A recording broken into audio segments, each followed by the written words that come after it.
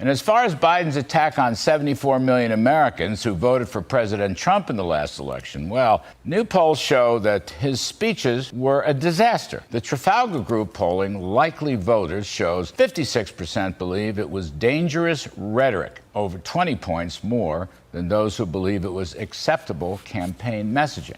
Did Joe Biden's speech just red pill America? Mr. Reagan. There are certain things that we believe because we just don't think too much about it. Most speakers of the English language commonly accept that the phrase, "I could care less," makes sense. Now, we take this phrase to mean, "I don't care," and many of us use this phrase and we never think too much about it. But think about it for just 1 second. I could care less. This indicates that you care some unspecified amount, and that it's possible that you might care less than that.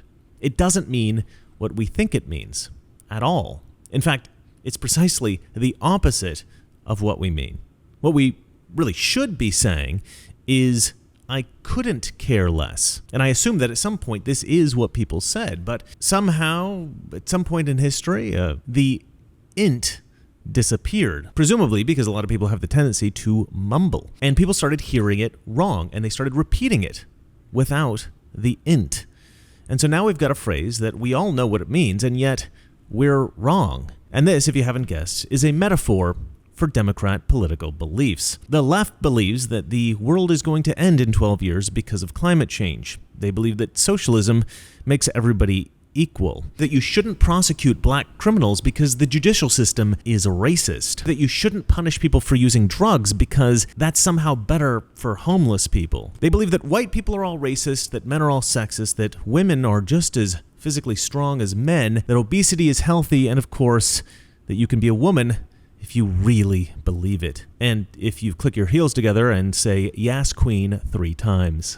I mean, if Democrat voters would just think about some of this stuff for 1 second, they'd realize that these ideas are absurd, and yet they go with it. In fact, they will fight to the bitter end to defend these ideas. And it's because they just never really think about it for that 1 second. And this is the big mistake that Joe Biden made in his devil speech. The red lighting behind him like the devil. I think that in that one speech, Joe Biden may have red-pilled America. I'll explain why in one moment. First, I have to sell you something. All right, so I want to take a second to ask you to consider subscribing to the Epoch Times. Now, as a political analyst, I use many sources for my reports, and I have to say, Epoch Times has always been one of my go-to sources for reliable news and analysis. I've been subscribed to the Epoch Times for ages, and I am thrilled that they're sponsoring my channel this month because I really do love their reporting. The Epoch Times brings you breaking U.S. and world news on all your devices and original Epoch TV programs like Crossroads, The Larry Elder Show, Facts Matter, American Thought Leaders, and award-winning documentaries. So why do I trust the Epoch Times? The Epoch Times reports important news stories that other media outlets just ignore. They focus on clear, fact-based journalism without spin or hidden agendas, and they just report the facts, and they respect their readers. They trust their readers, that's you, to draw your own conclusions. Imagine that. Now, Epoch Times is a very anti-communist company, and in 2019, the communist Chinese government burned down their printing presses and assaulted their journalists in Hong Kong in order to suppress their speech. And they've also been heavily criticized by the left-wing media here in America, and when an organization is heavily criticized by the left-wing media, you know they must be good. But the Epoch Times has survived all of this, and they continue to dedicate themselves to reporting the truth, unfiltered and unbiased. Give them a try. It's super cheap with the special offer that I've got from my viewers. $1 for 2 months. I mean, $1 for 2 months. Come on. So go to epochtim.es/Reagan and subscribe today. It's epochtim.es/Reagan and subscribe today. The link is in the description below. Convincing Americans to vote Democrat is a delicate balancing act. You've got to feed them propaganda that makes them think about things in certain ways, but you can't make them think about things too much, or else there's a danger that the conclusions that you're leading them to draw are completely insane. And that's because, of course, they are completely insane. And so Democrats have to be very careful about what they allow Democrat voters to see. These voters can never really see the truth behind the lies. And Biden's devil speech, the red lighting behind him like the devil, did exactly that. It pulled the curtain back. It showed every Democrat voter the Weasley little wizard running the show, the truth behind the lie. Now, Democrat voters, they don't really vote based on the ideas that Democrat politicians have to try to improve America. That's why Democrat voters aren't put off by Democrat politicians criticizing the slogan, "Make America Great Again." They're not really interested in improving America or anything. So why do Democrat voters vote for Democrat politicians then? What's their motivation? Well, Democrat voters have been convinced that they are the good guys. Democrat voters are in a cult, and they believe that they are the chosen people. They believe that there is a great evil in this world, and that evil is Republicans. And the Democrat voters, they really don't think all that much about this idea. They just kind of accept it. Republicans en masse are an evil group, right? We're just evil, and we must be defeated. And we don't really need to think too much about the particular political issues. Just every policy that a Republican has, it's somehow rooted in evil. It's rooted in racism or sexism or homophobia or Islamophobia or xenophobia or something like that. But even so, even though they believe that we're all evil and they're all good, the truth is that most Democrat voters know at least one person who votes Republican. Maybe it's their dad, maybe it's their brother, maybe it's their grandma, someone. And deep down, they know that this person is not evil. They know that this person is not a misogynistic racist who wants to take a gun to the Capitol and burn the Constitution and install a fascist dictator. And yet, that's the story that the left has been telling them for ages. But leftist politicians don't usually say this overtly. They're pretty careful to never paint all conservatives with this brush.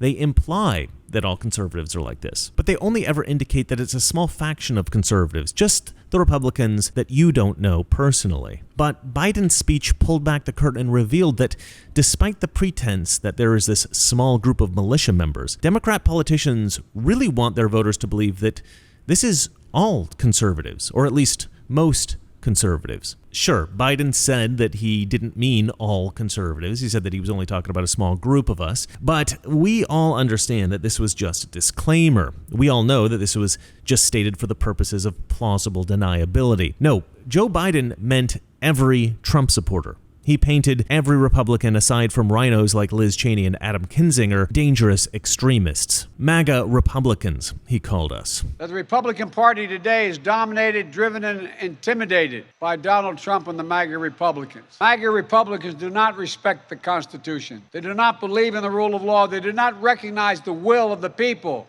They refuse to accept the results of a free election. Donald Trump and the MAGA Republicans represent an extremism that threatens the very foundations of our republic. And so now Democrat voters have had the reality of leftist ideology projected right into their faces. They've actually been presented with the ugly truth. Democrat politicians want you to believe that your Republican grandmother is a dangerous extremist. And so now the more moderate Democrat cultists, the ones who maybe aren't entirely brainwashed, the ones who just casually pay attention to politics and they don't really follow it in any depth, now they have to make a choice. Do they accept the truth that Democrat politicians are fear-mongering demagogues trying to sell hysteria to the American public, trying to scare citizens into voting for Democrats? Or do they make up some kind of excuse for Biden? Maybe they'll lean on Biden's disclaimer. No, he really only meant some Republicans, guys. If you're not a fascist, then he's not talking about you.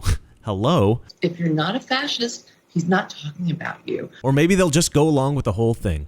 Yeah, but because of January 6th, all Republicans are extremists. You know, because of the insurrection, you insurrected, because you're terrorists. Until now, low-information Democrat voters really didn't have to think too much about politics. They could just occasionally catch CNN and then go back to surfing or whatever. But now, a lot of them are going to have to really consider whether they want to accept the authoritarianism of the left. Biden has forced them to be introspective and considerate, and this was a big mistake. Because sure, a lot of them will decide that they want to fully embrace the authoritarianism of the left, for sure.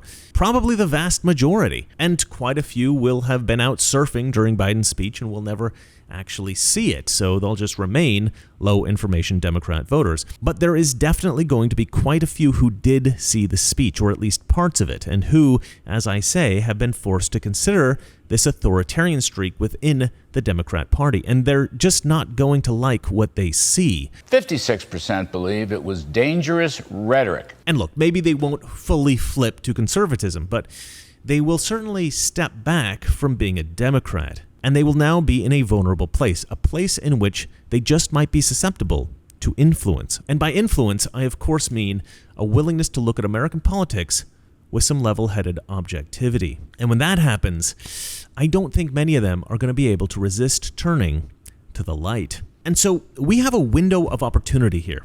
We have an opportunity to red pill a lot of Democrats. But I don't think that we can do that by destroying them in political debates. I think that what we've got to do is kill them with kindness. But that is the subject of my next video. So until then, try not to be too cruel to your weak-minded liberal friends, because remember, it's not that our liberal friends are ignorant, it's just they know so much that is not so. Good night. What is fascism? Fascism is private ownership, private enterprise, but total government control and regulation. Well, isn't this the liberal philosophy? The conservative, so-called, is the one that says, less government, get off my back, get out of my pocket, and let me have more control of my own destiny.